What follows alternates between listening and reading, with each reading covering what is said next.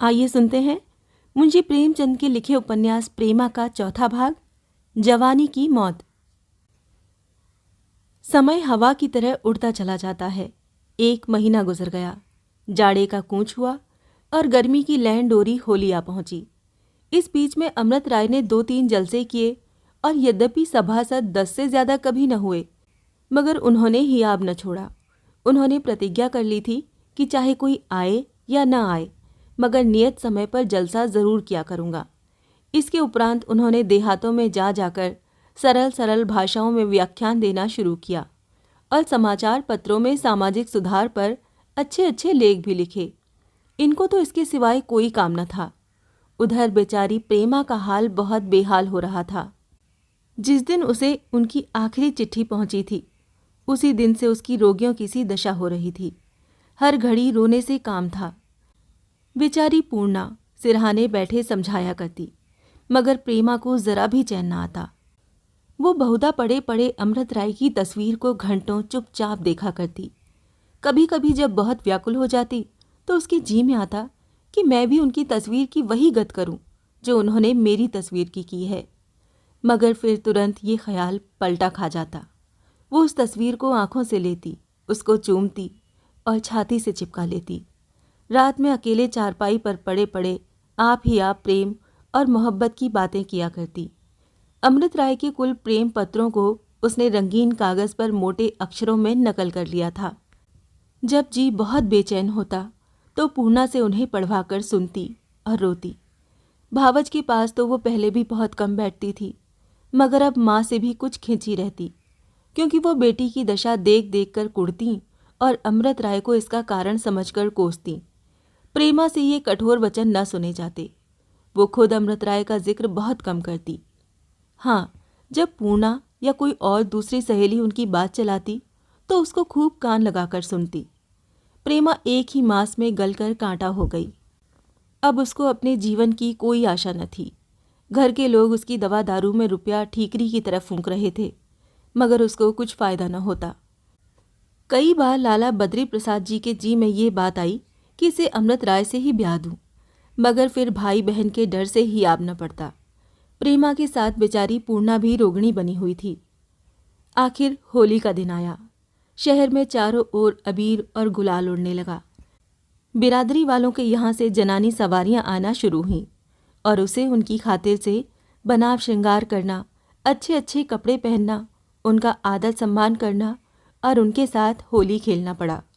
वो हंसने बोलने और मन को दूसरी बातों में लगाने की बहुत कोशिश करती रही, मगर कुछ बस न चला। रोज़ अकेले में बैठकर रोया करती थी, जिससे कुछ तस्कीन हो जाती, मगर आज शर्म के मारे रो भी न सकती थी। और दिन पूर्णा 10 बजे से शाम तक बैठी अपनी बातों से उसका दिल बहलाया करती थी, मगर आज वो भी सवेरे ही एक झलक दिखाकर अपने घर पर त्योहार मना रही थी। जब पूर्णा आई तो पूर्णा को देखते ही वो उससे मिलने के लिए ऐसी झपटी जैसे कोई चिड़िया बहुत दिनों के बाद अपने पिंजरे से निकल कर भागे। दोनों सखियां गले मिल गईं। पूर्णा ने कोई चीज़ मांगी, शायद कुमकुमे होंगे। प्रेमा ने संदूक मंगाया, मगर इस संदूक को देखते ही उसकी आंखों में आंसू भर आए, क्योंकि ये अमृत राय ने पर साल होली के दिन उसके पास भेजा था। थोड़ी देर में पूर्णा अपने घर चली गई, मगर प्रेमा घंटों तक उस संदूक को देख देख कर रोया की। पूर्णा का मकान पड़ोस ही में था। उसके पति पंडित बसंत कुमार बहुत सीधे मगर शौकीन और प्रेमी आदमी थे। वो हर बात स्त्री की इच्छानुसार करते। उन्होंने उसे थोड़ा बहुत पढ़ाया भी था। अभी ब्याह को 2 वर्ष भी न होने पाए थे। प्रेम की उमंगें दोनों के ही दिलों में उमड़ी हुई थीं, और ज्यों-ज्यों दिन बीतते थे त्यों-त्यों उनकी मोहब्बत और भी गहरी होती जाती थी। पूर्णा हरदम पति की सेवा में प्रसन्न रहती। जब वो 10 बजे दिन को दफ्तर जाने लगते तो वो उनके साथ साथ दरवाजे तक आती, और जब तक पंडित जी दिखाई देते वो दरवाजे पर खड़ी उनको देखा करती।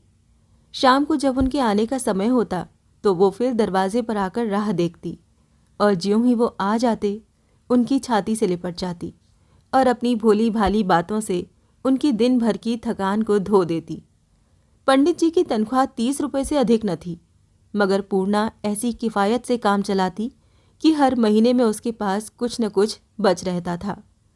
पंडित जी बेचारे केवल इसीलिए कि बीवी को अच्छे से अच्छे गहने और कपड़े पहनावें, घर पर भी काम किया करते। जब कभी वो पूर्णा को कोई नई चीज़ बनवा कर देते, वो फूली न समाती। मगर वो लालची न थी, खुद कभी किसी चीज़ के लिए मुंह न खोलती।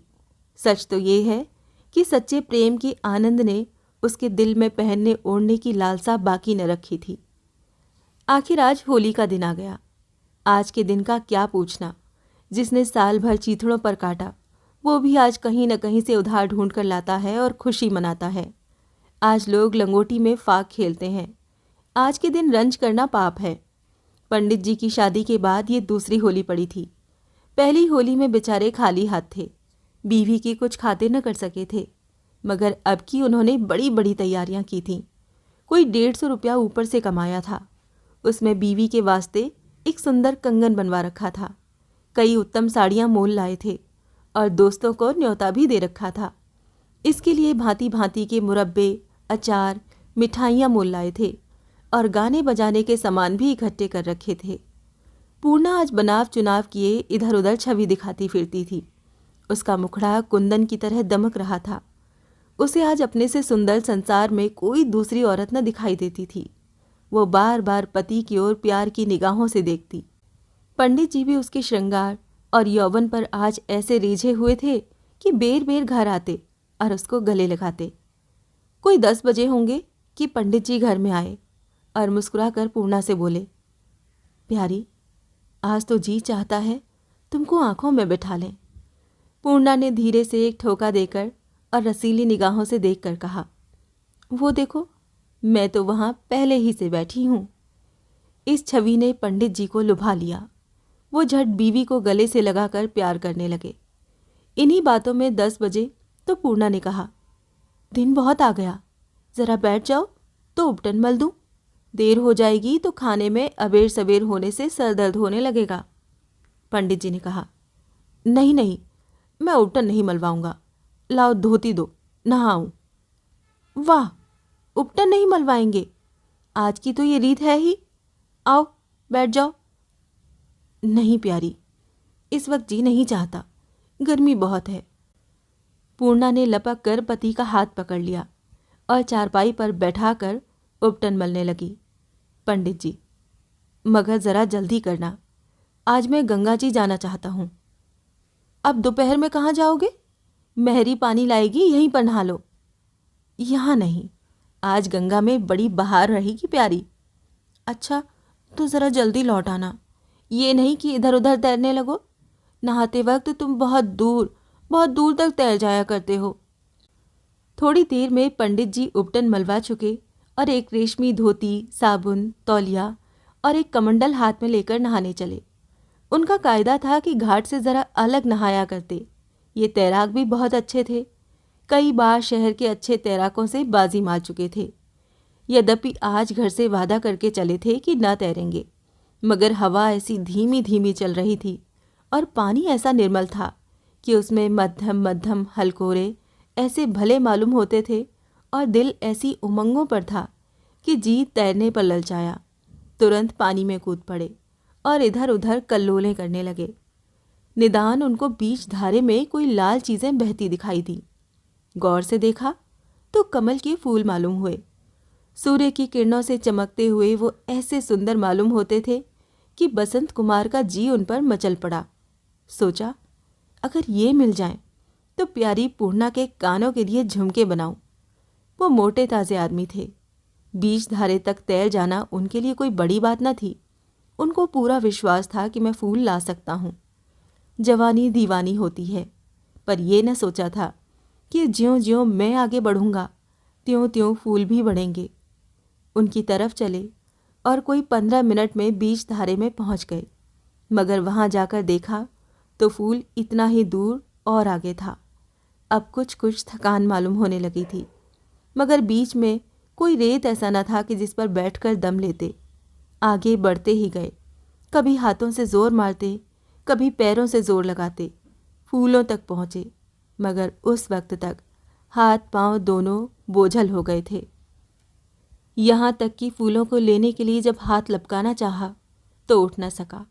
आखिर उनको दांतों से दबाया और लौटे, मगर जब वहाँ से उन्होंने किनारे की तरफ देखा तो ऐसा मालूम हुआ मानो 1000 कोस की मंजिल है।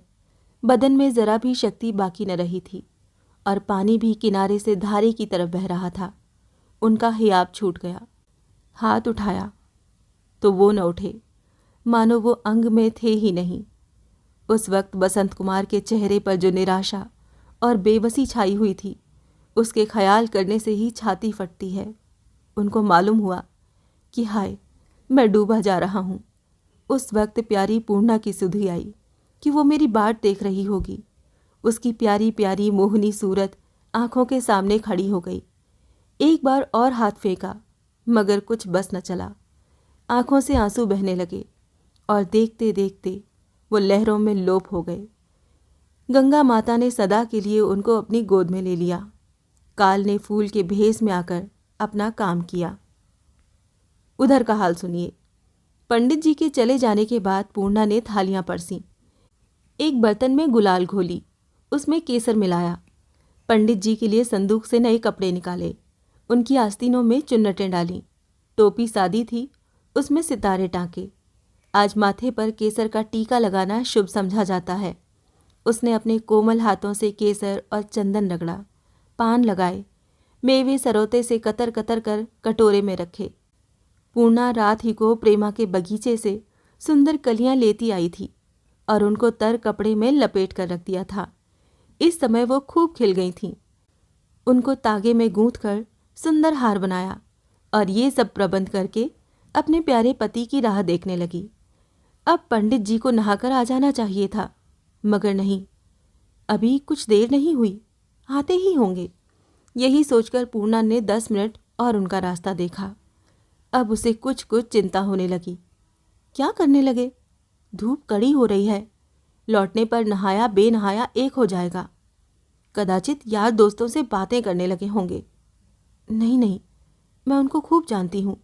नदी नहाने जाते हैं तो तैरने की सोचती है, आज भी तैर रहे होंगे। ये सोचकर उसने आधे घंटे और राह देखी, मगर जब वो अभी भी ना आए तब तो वो बेचैन होने लगी। मेहरी से कहा, बिल्लो ज़रा लपक तो जा, देखो क्या करने लगे। बिल्लो बहुत अच्छे स्वभाव की बुढ़िया थी। इसी घर की चाकरी करते करते उसके बाल पक गए थे। ये इन दोनों प्राणियों को अपने लड़कों के समान समझती थी। वो तुरंत लपकी हुई गंगा जी की तरफ चली। वहां जाकर क्या देखती है कि किनारे पर 2-3 मल्लाह जमा हैं।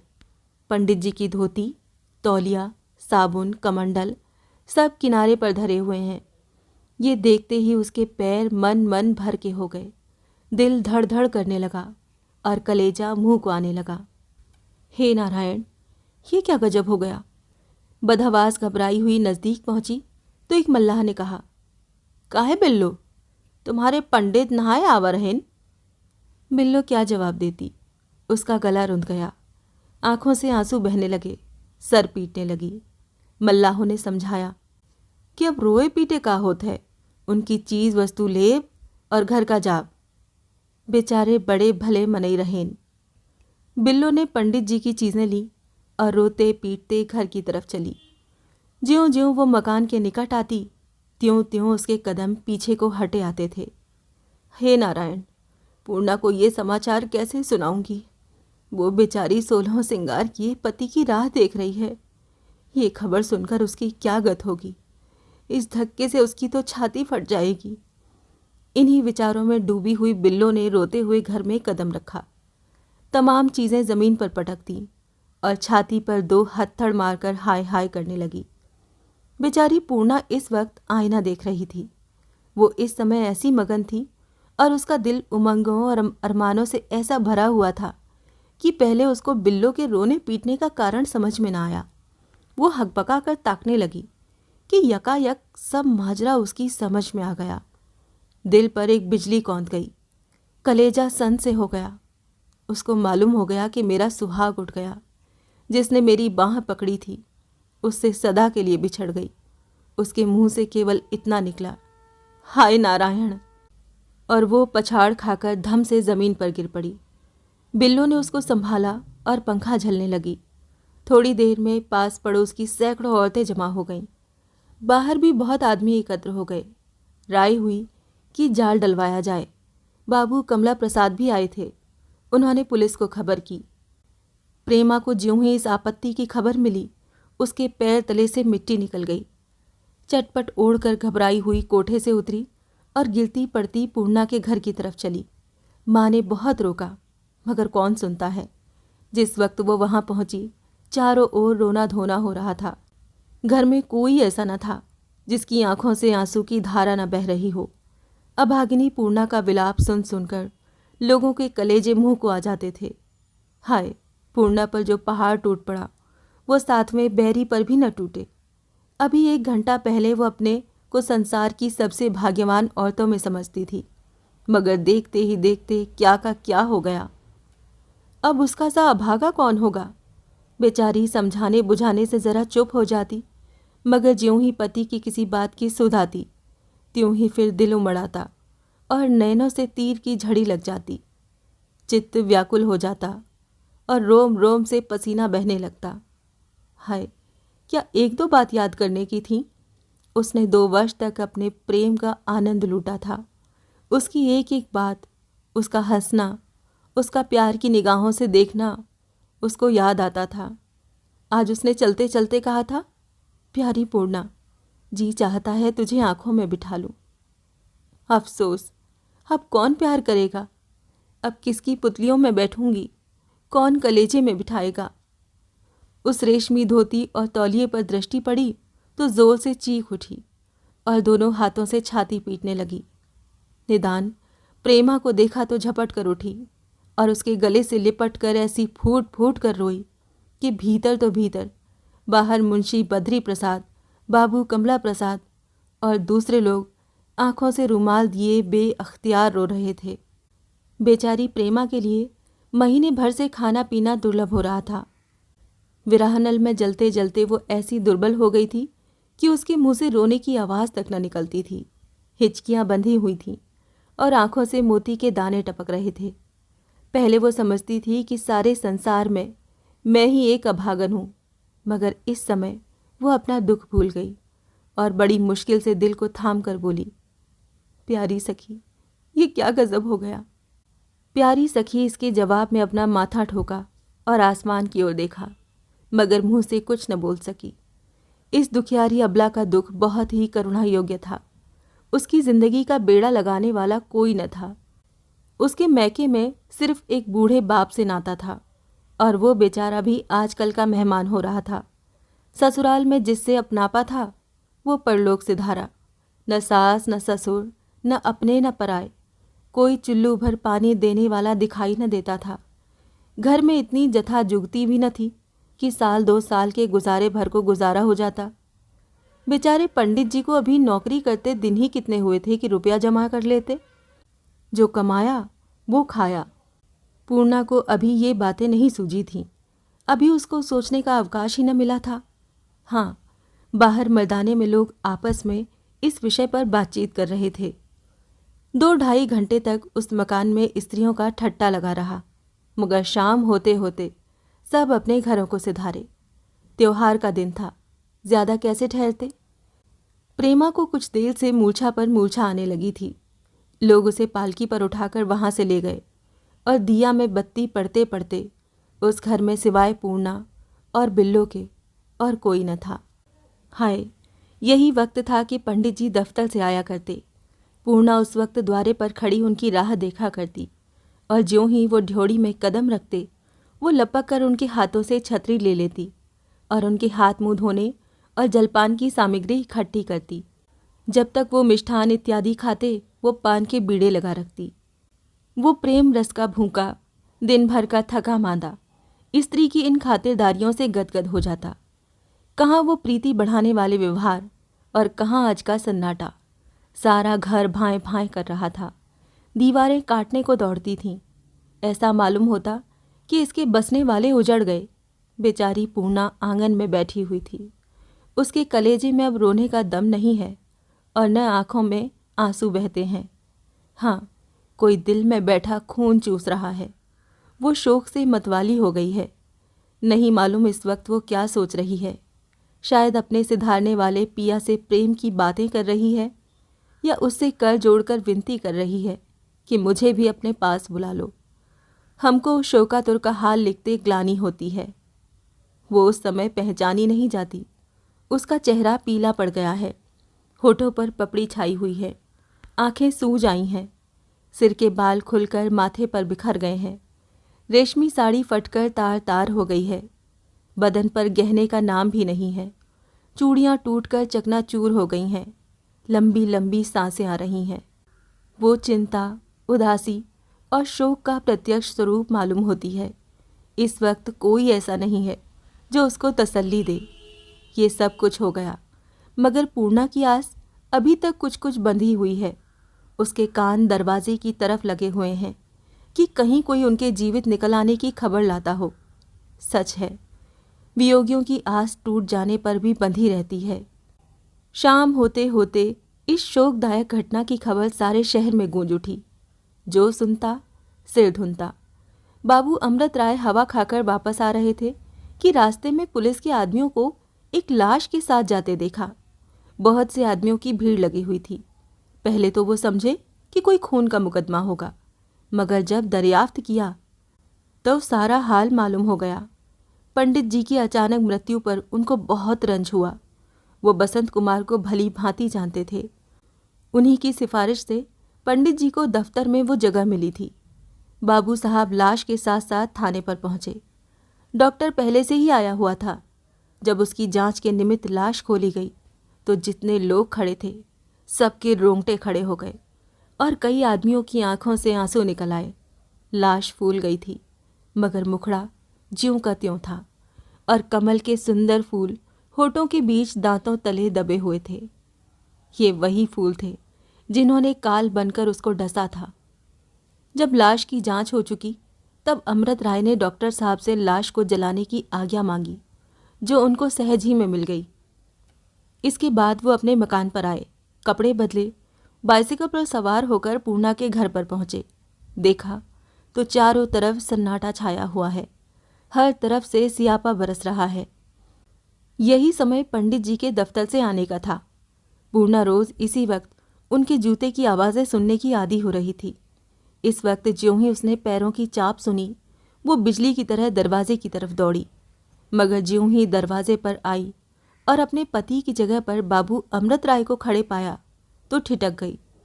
शर्म से सर झुका लिया और निराश होकर उल्टे पांव वापस हुई। मुसीबत के समय किसी दुख पूछने वालों की सूरत आंखों के लिए बहाना हो जाती है।